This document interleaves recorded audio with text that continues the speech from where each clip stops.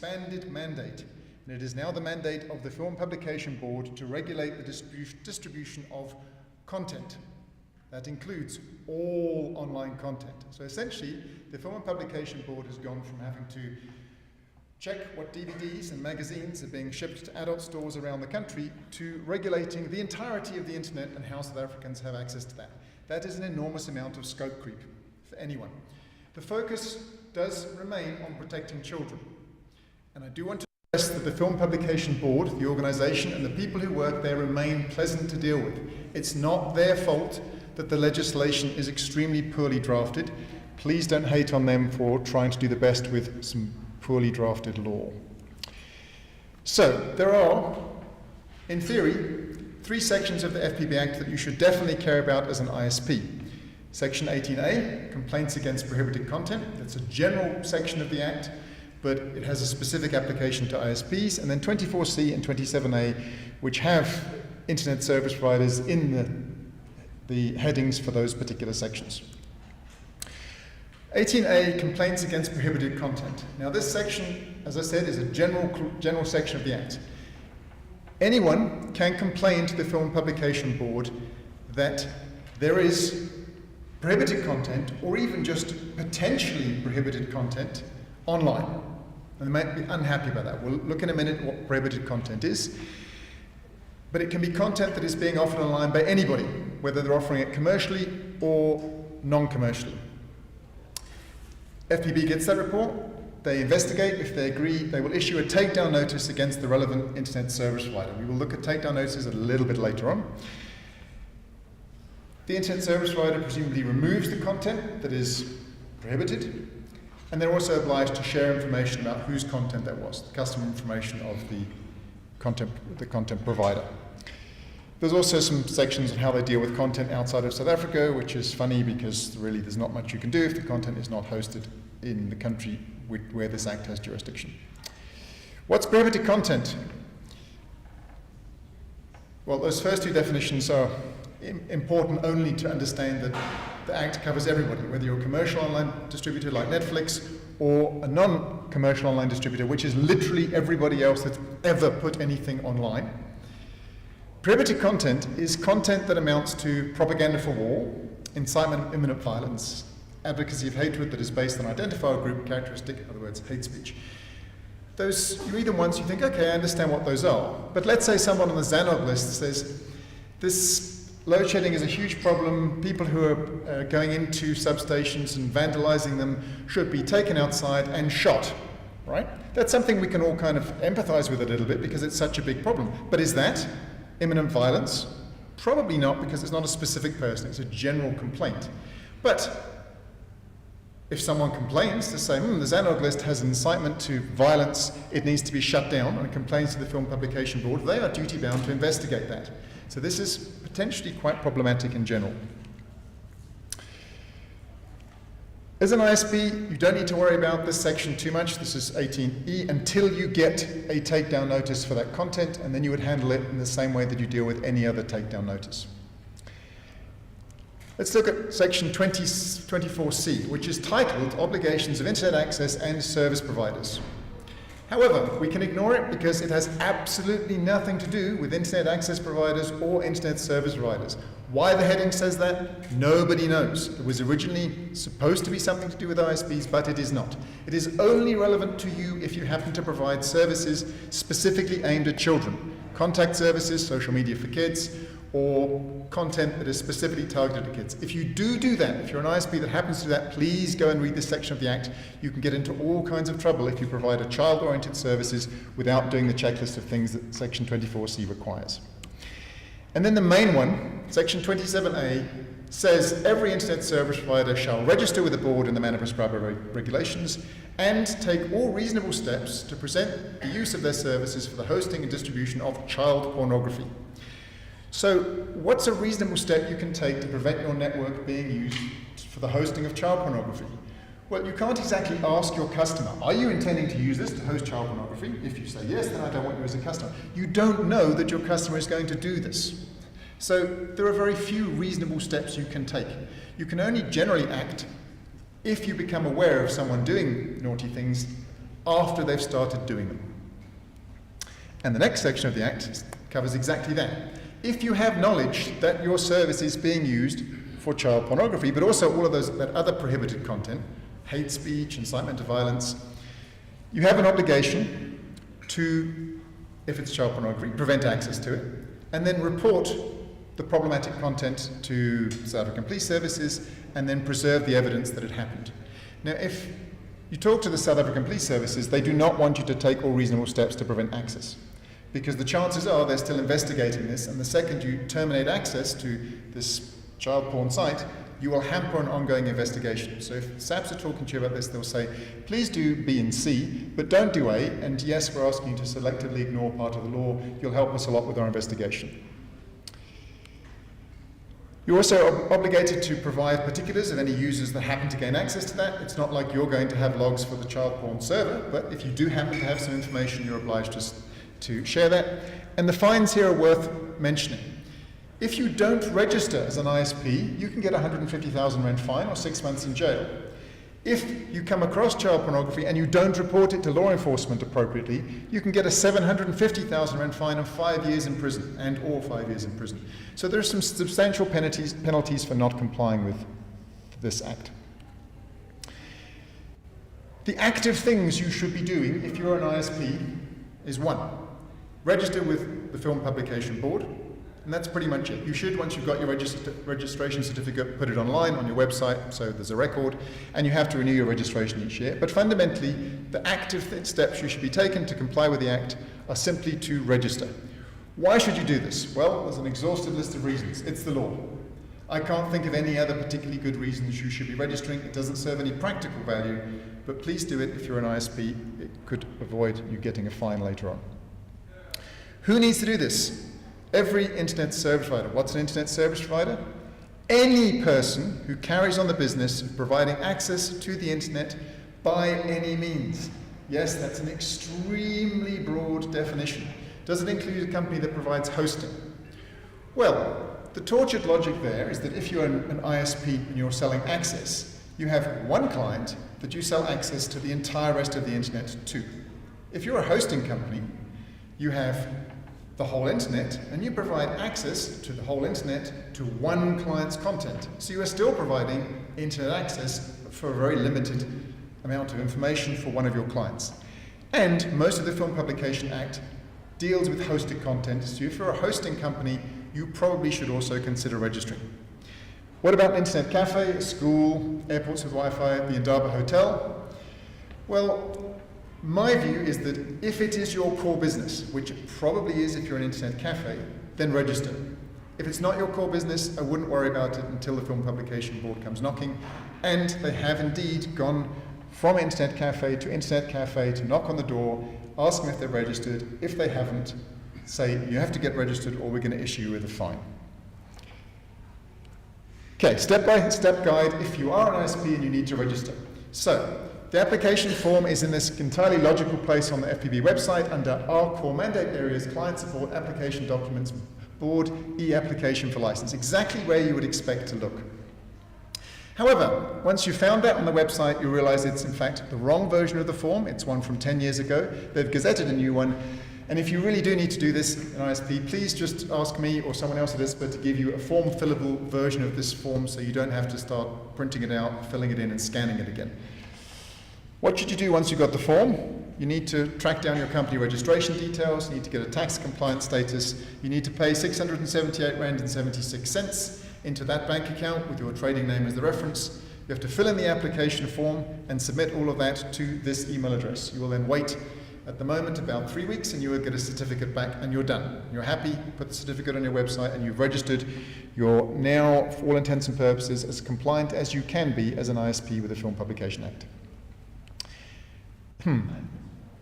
When you get that application form, there is a little box, and above the box it says, in terms of section 27A1B of the Act, internet service providers must indicate all measures or steps taken or put in place to ensure that children are not exposed to child pornography and pornography.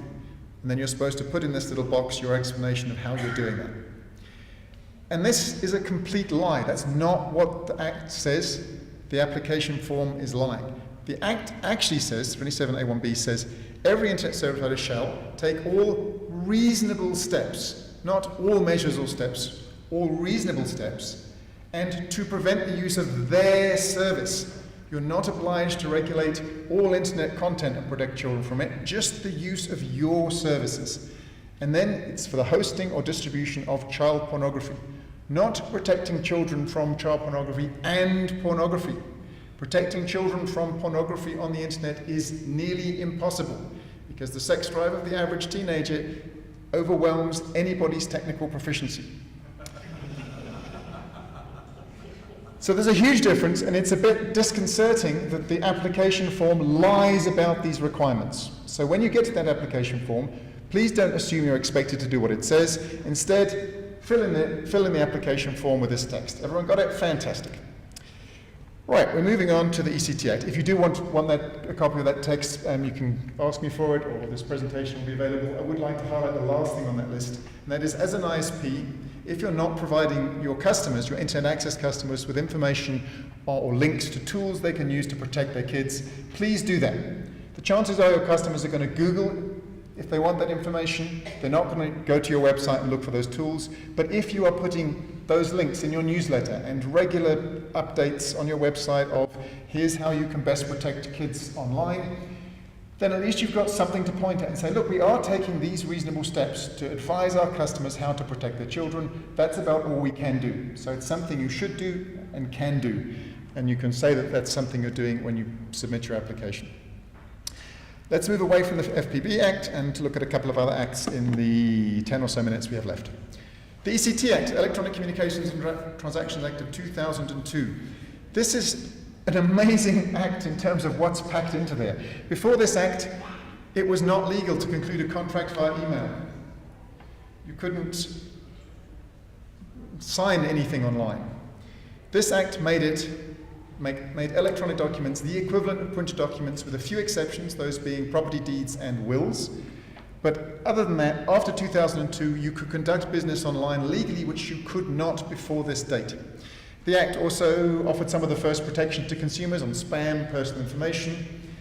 It introduced cybercrimes, the first Act to mention cybercrimes. At the end, it established the South African Domain Name Authority. It also limits the liability of ISPs. We'll look at that on the next slide. And this is a good act. It's largely well written, and we rely on this. It's a fundamental cornerstone of South African e-commerce still today. It also tried to do a few things that were a terrible idea. It tried to introduce cyber inspectors. Those were special cops that would work for the Department of Communication and go and investigate these things in the Act. It tried to regulate cryptography and authentication, that's digital signatures. Its method of regulating electronic signatures was to decide only the post office can do these things in South Africa, and anyone else, their digital signatures don't carry as much weight. Why the post office? Who knows? They had good lobbyists at the time. And also tried to regulate cryptography. How many of you have sold a product or a service that has cryptography built in it in the last year? All of you. If you've sold any piece of equipment, it has cryptography in it. It's just a fundamental part of everything we do online. Did you register that cryptography service or product in terms of this act before you sold it? Because you're obliged to. This hasn't gone away. You're not allowed to sell something in South Africa without registering that cryptography product or service before you do. Of course, nobody does this. There is no way to register this, but it's still law. There shouldn't be a requirement to register cryptography services because it doesn't make any sense to have a register of all of these things.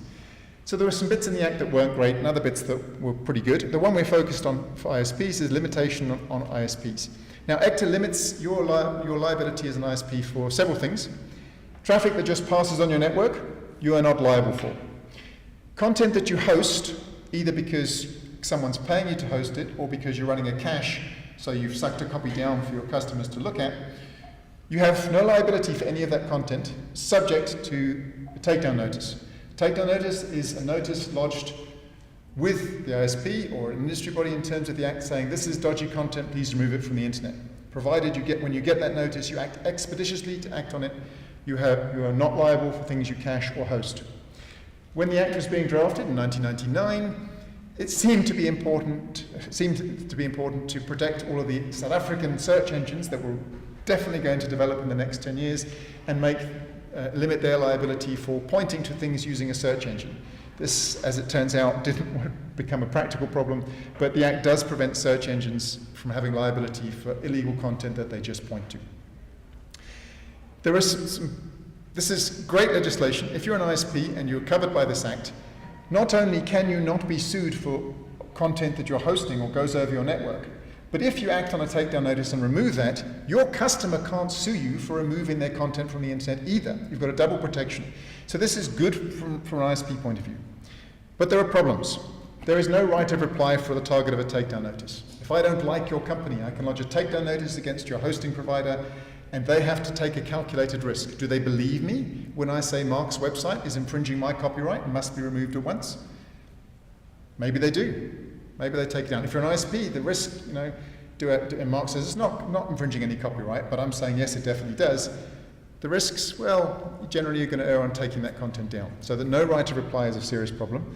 And then you shouldn't have to belong to an industry body. Now, ISPA is currently, Internet Service Providers Association, my organization, is currently the only recognized industry representative body in terms of that Act. It was really painful to get recognized. It took years and a lot of hassle. It's nice that we're the only one recognized. We use it as a marketing tool to say, well, join us because you get this limitation on liability. But that's not how it should work. We are the only country that requires you to belong to an industry body to get limitations on liability if you're an ISP. You should get that without having to jump any hoops just because you're an ISP. So this is a flaw in the Act that ISPA would like to see corrected, even if it helps ISPA in terms of recruiting companies as members. The good news is the first one, the right to reply, is on the Department of Communications list of things to fix. The second one, unfortunately, does not seem to be. Okay, those takedown notices that you can be lodged. Well, at the moment, they all come through ISPA because we're the only recognized IRB. Here are some stats on those. ISPA gets about 2 of these takedown notices every single day of the year, on average, day in, day out, weekends, public holidays included. You'll see a little spike in 2020, 2021. That was during COVID. We saw a upswelling of scam sites that pushed the stats into being higher. In the 10 years up to that, it was, well, not exponential, but at least geometric growth leading up there. And we saw after the pandemic, it dropped down a little bit to about the same stable levels we saw in 2018, 2019. 2 a day is not much, but this is still a few hundred websites, scam sites, problematic sites that are removed from the South African internet every year. And the authorities like this. The gambling board, for example, has used this to remove illegal lotteries from the internet and were deliriously happy at how easy it was to do. We also had a very nice thank you letter from a firm of lawyers in Norway saying, we cannot believe that South Africa has such an efficient way for us to remove our clients' copyrighted content from the internet. I wish Norway had such an efficient process. Norway could learn from South Africa. It's really nice when you get strange praise like that from a country like Norway. So how successful is this? It's a really successful way to remove content from the internet. Consistently over the last 5 years, 98% of the takedown notices that were actually targeted against ISPA's members resulted in the content being removed. This is good, but also quite worrying, because that means only 2% were not honored. And probably that 2% were people trying to take down Mark's website when I just didn't like Mark, so conflicting copyright infringements, or legal disputes over who actually owns the website.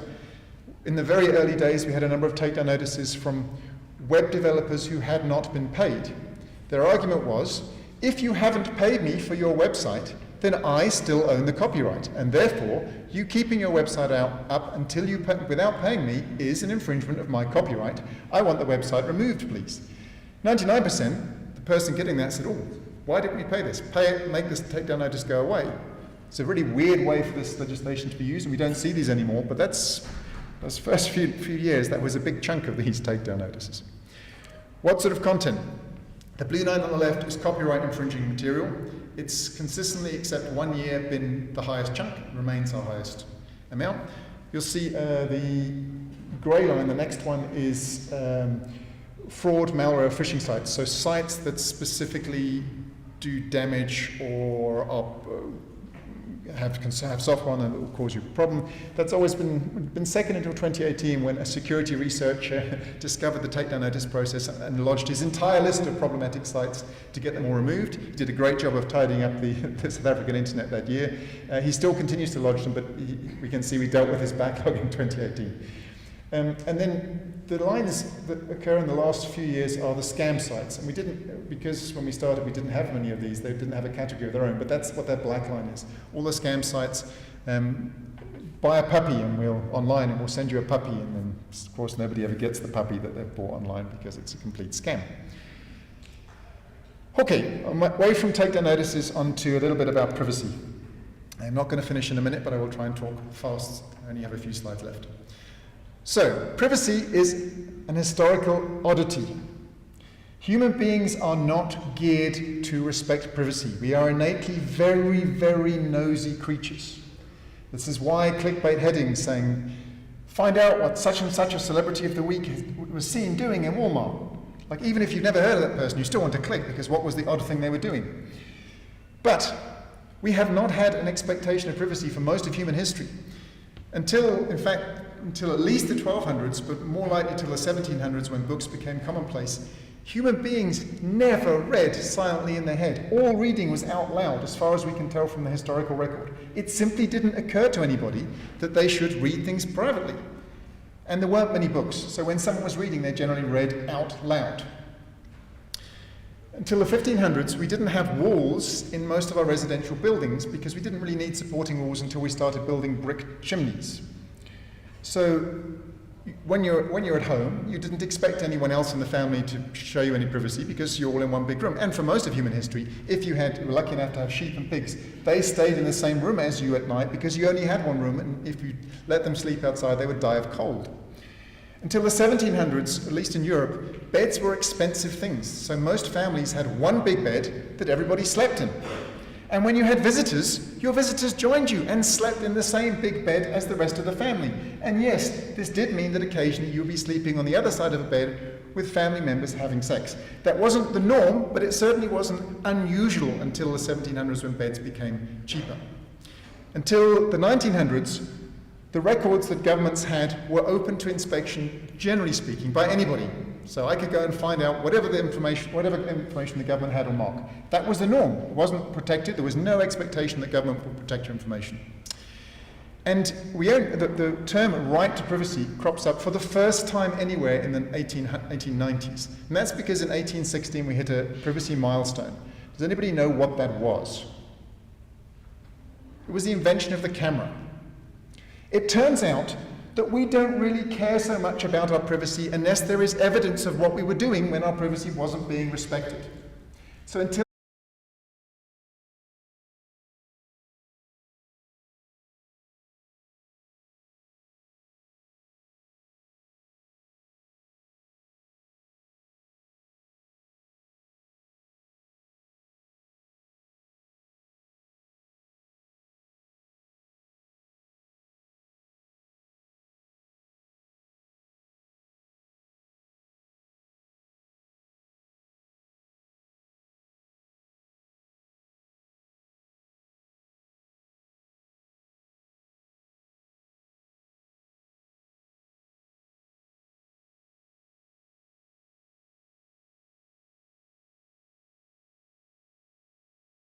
a mobile phone call or a fixed line, but your internet feed, if you're trying to intercept someone's WhatsApp traffic, then getting a feed of every IP packet from their ISP is useless because it's encrypted and there's all kinds of other nonsense mixed in with that. So for you to decrypt that or do anything useful with it isn't very helpful. So law enforcement generally does not see much use in doing live intercept of internet traffic.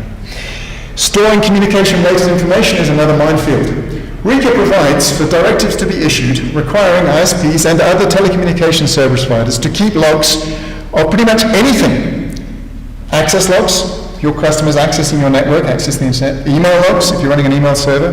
Web server logs, who access that email server. For up to 5 years. And in 2008, there were directives drafted that would have required every ISP to do exactly that. They were never published. They were never published because we kept pointing out to the people writing them that if you publish this, the way the phrasing is in RICA and in these directives, it would apply to every organization in South Africa. You're not just requiring ISPs, you're requiring everybody to keep all email logs, all web server logs, and all access logs for 5 years. That was not published, but if you're a technical person, please bear in mind when you design your networks that there is still legislation out there that could require you to intercept or store information, and you should take this into account when you are designing your network in case you are ever required to do so. I think in the next 10 years there probably will be some directives coming out of RICA, but probably not until it's been amended, because the Constitutional Court does not like RICA very much. If you disclose customer information by usually someone from SAPS, but it could be someone else, please verify the identity of the requester, however you think it's best to do that.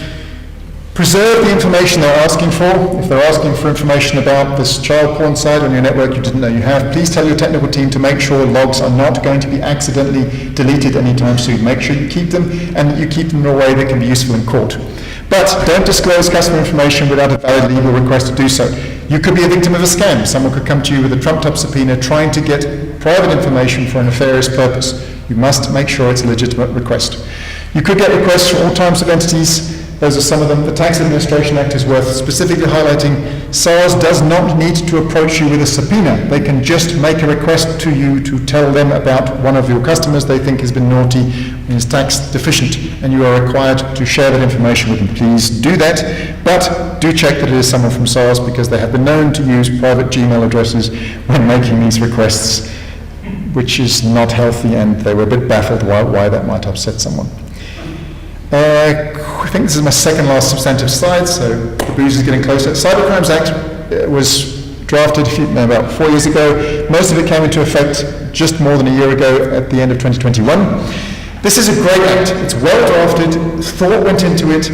It codifies a number of new, not really, crimes, including cyber fraud, cyber forgery and uttering, cyber extortion, and interestingly, malicious communications, some of the things we saw under the Film Publication Act, handled much better here. Incitement, threats of violence, and disclosure of intimate images, that's revenge porn, is now criminalized in terms of the Act. Do not send pictures of your ex to people because you are cross with them. It is a criminal offense and you can go to jail for it. The Act also places sort of new obligations on ISPs. Neither of these sections are in force. They haven't been enacted, so you don't have to worry about them yet. Section 21 will replace the Section 205 subpoenas you get under the Criminal Procedures Act. You'll in the future be getting a Section 21 of the Cybercrimes Act request. This is just for you to give information if you have it. More alarming, perhaps, is Section 54. And this requires you as an ISP to notify the authorities within 72 hours if you become aware of any of the offences listed happening on your network. So if you somehow become aware that someone on your network has sent revenge porn, you have to report that to the authorities. We're working quite closely with SAPS to try and make sure that the rules for Section 54 are sane when they come out, and I'm at this point relatively confident that they will be. A looming threat, website blocking. So, South Africa is quite astonishing, given all the other obligations for ISPs, that there is right now no obligation whatsoever on any ISP in South Africa to block any websites at all. None. A few do anyway. The mobile networks in particular block a few sites voluntarily. There are more than 70 countries around the world where there are blocking obligations on ISPs. So South Africa is one of a vanishing number of countries where there are no obligations. Who wants what blocked? Well, the copyright bodies would love to have things like the Pirate Bay blocked, the illegal streaming sites that take sports events and give them to you for free, maybe for a subscription, maybe because you're seeing ads. The gambling bodies definitely want unlicensed gambling sites. The most popular gambling site in South Africa is Springbok Casino, that is not in South Africa at all. It's hosted in Macau and runs, which is a special administrative region of China, and it has proved impossible for the authorities to shut it down. It is an extremely popular website. So the South African Bookmakers Association would like very much the ISPs to voluntarily block that site, which hasn't happened yet. And government is saying, well, Interpol has a list of really bad sites, please would you block them? And by the way, if the Film Publication Act does require you to protect children from pornography, and let's say Pornhub doesn't have a license as a distributor from the Film Publication Board, please could you as an ISP block Pornhub starting tomorrow? That might upset some of your customers.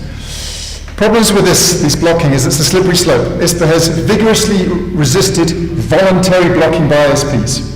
Every few months, someone like the South African Bookmakers Association will approach ISPA and say, can we get your members to please block things voluntarily? And we say no, because the second we block your sites voluntarily, that person and that person and that person and that person are all going to come to us with a list of sites that they also would like blocked voluntarily. So ISPA's position is, if it doesn't say that a block is required in terms of the legislation, we will not block voluntarily.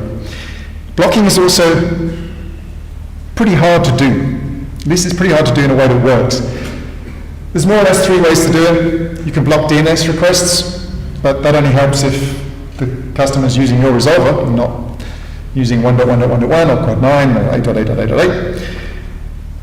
IP addresses, you can block based on IP addresses, but there's European Union case law on this. The Australian government told the Austrian government told ISPs to block 11 sites.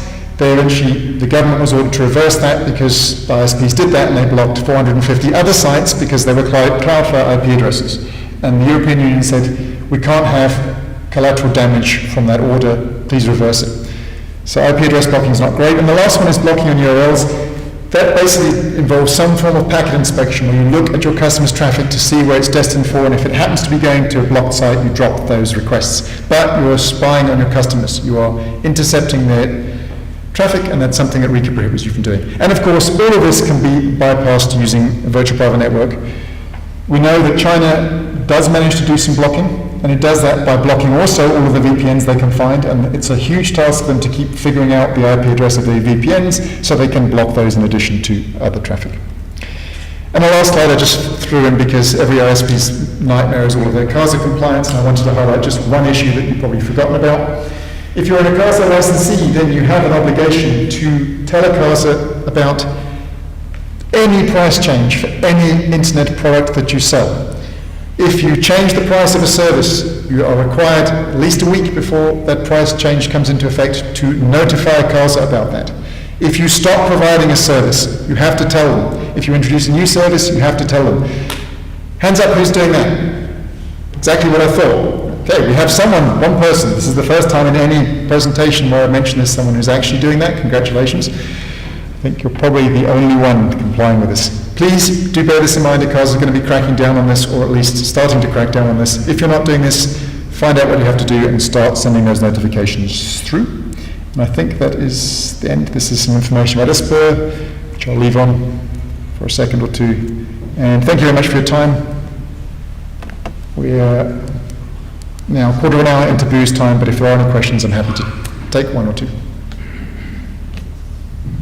Different question.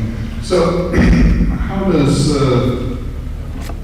one of your slides says you cannot basically surveil or intercept traffic of your customers without their knowledge or consent? Yeah. Is that something that an ISP can put into their general terms and conditions that the customer signs off on at time of sign up and service delivery, and then they are covered that way, or is the law a little bit more spurred? It would be a good idea for an ISP to put that in the terms and conditions anyway, but my opinion, no, it doesn't cover that. The RICA is quite strong in saying, unless there's a legitimate reason and the customer has consented to a particular interception of the traffic, you should not be doing it. So there's no precedent. We have not had a court case dealing with this issue at all. The courts have generally taken a view that the right to freedom of expression is very important, and that nobody should be intercepting that traffic, even if you've got it hidden in your terms and conditions.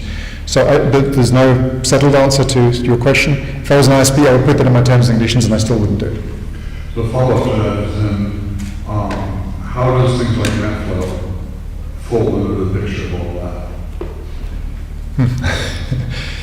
You can do anything technical that you need to do to run your network without being too much risk or too much worry that you are going to be accused of intercepting.